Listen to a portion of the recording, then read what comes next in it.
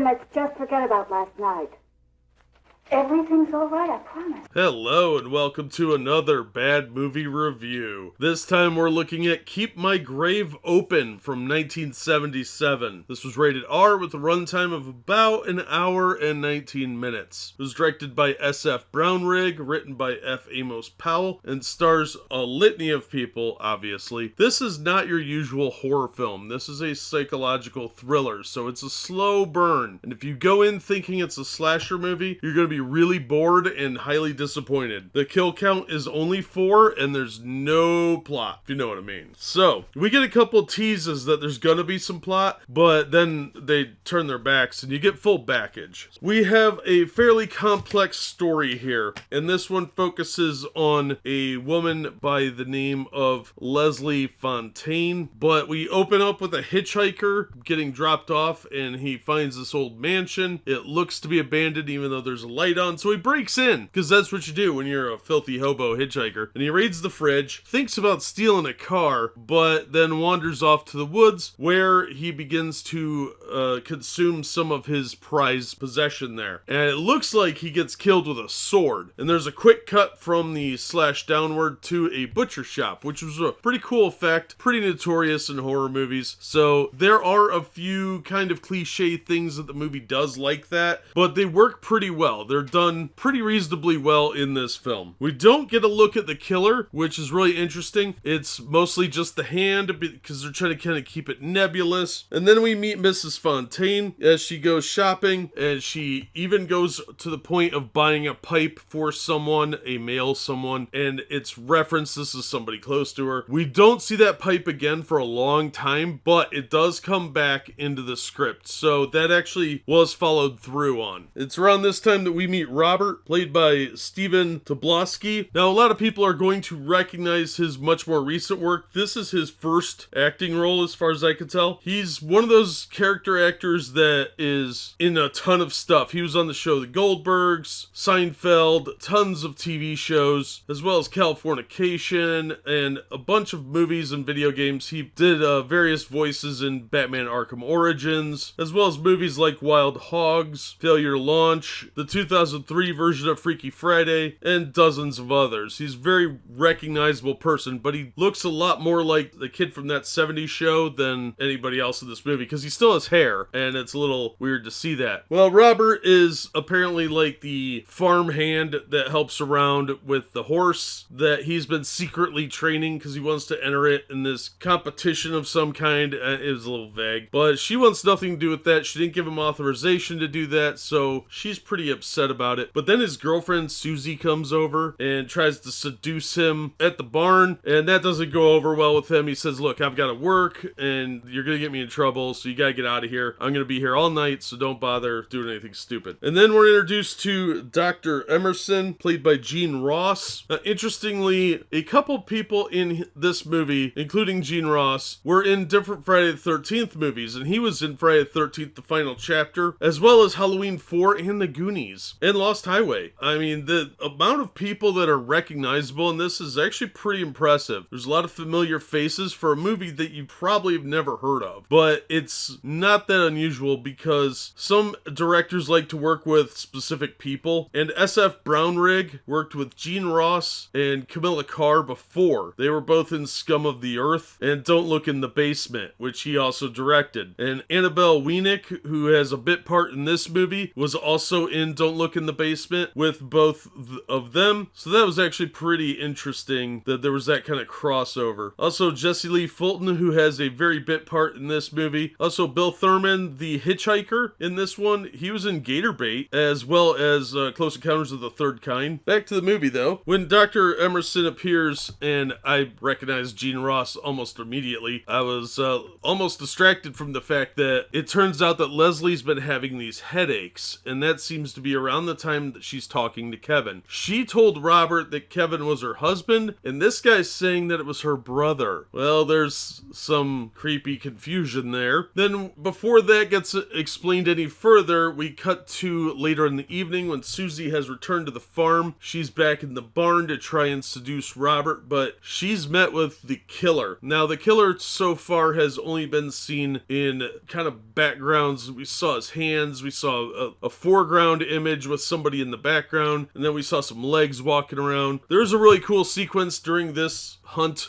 where a sword goes through the crack in the door behind her and she doesn't see it, and it withdraws before she turns around. I thought that was really well done. But unfortunately, we get this end caps where the majority of the movie has this weird piano and flute music throughout. It's this real kind of sappy, pseudo-happy 70s sound to it that really does not match the movie at all. When there's a killing going on, the music changes and it's a lot better. It's a little more serious, dark, heavy piano music, and sometimes a little more than that, but the happy, shiny music that pervasively filters throughout the movie is really almost obnoxious, to the point where it can take you out of the movie. And at times, it's almost louder than the dialogue. Now, we do learn that Leslie and Kevin were orphaned at a young age and forced to live with a very cruel, overbearing aunt, and that she caught them in a very compromising situation at one point, and she apparently would beat them. But there was an implication that Kevin was gone, and that is said over and over again. And the doctor tries to draw the distinction: is Kevin the same Kevin that's your brother, or the guy that you're living with? But we never see any Kevin until the very end of the movie. There is an awkward sex scene that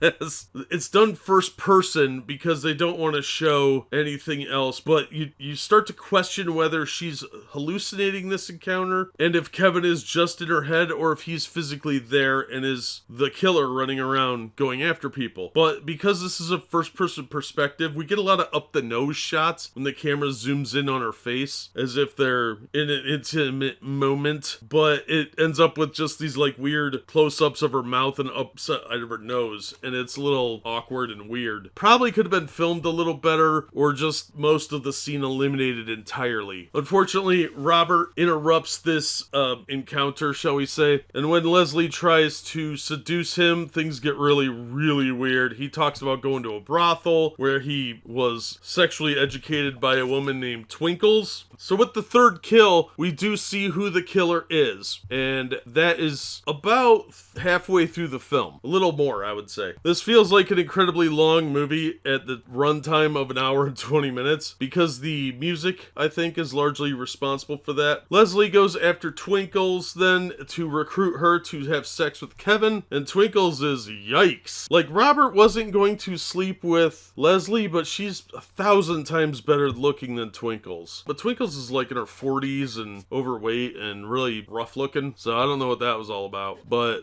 I guess to each their own. But Twinkles fights back and actually manages to injure the killer, and the doctor is summoned and we get some self-harm. So be aware that that is in the film, and at the very end we've got some closure, but the last 3 minutes probably could have been cut out and left the whole Kevin issue ambiguous. But we do see something at the end that solidifies the realities around Kevin and whether or not he's actually just in her head or not. It could have been left ambiguous if they had cut the last couple minutes off the movie, but they didn't do that. Overall, the movie is actually got a really good story. It just really needed tightened up. It needed to be edited down, and unfortunately, because the runtime was only an hour and 20 minutes, they really couldn't do that. But there's a lot of scenes where, like, Leslie is looking in the mirror that could have been trimmed down to about half the time. The sex scene could have been cut out, especially because you don't actually see anything. That could have been eliminated almost entirely. You could have implied it better, and you could have actually added some kills in there. So overall, the general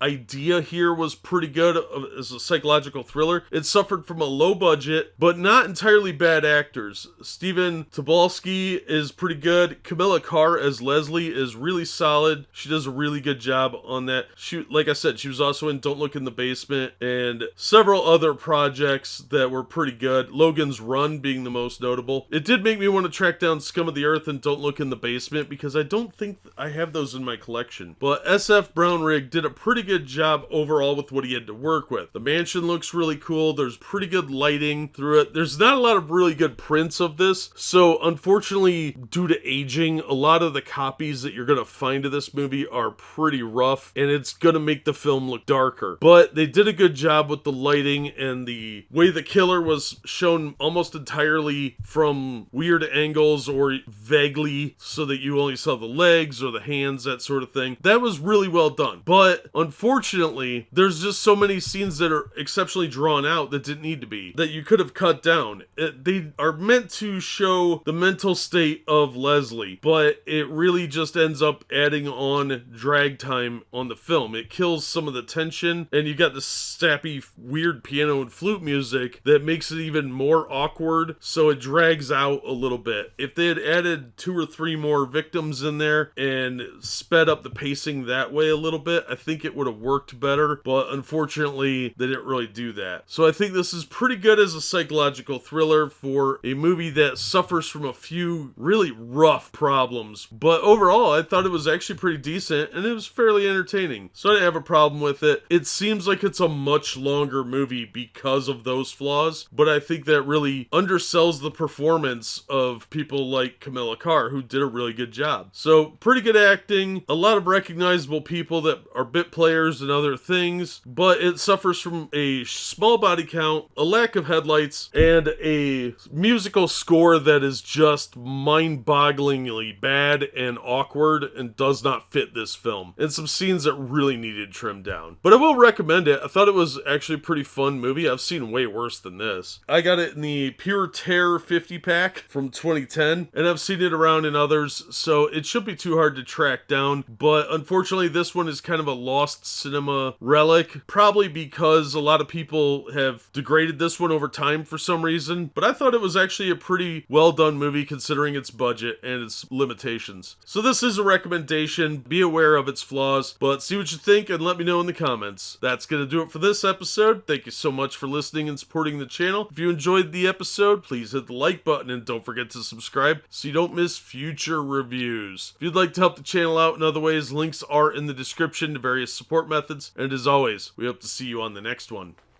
I'm going to have a drink. Do you like bourbon and water?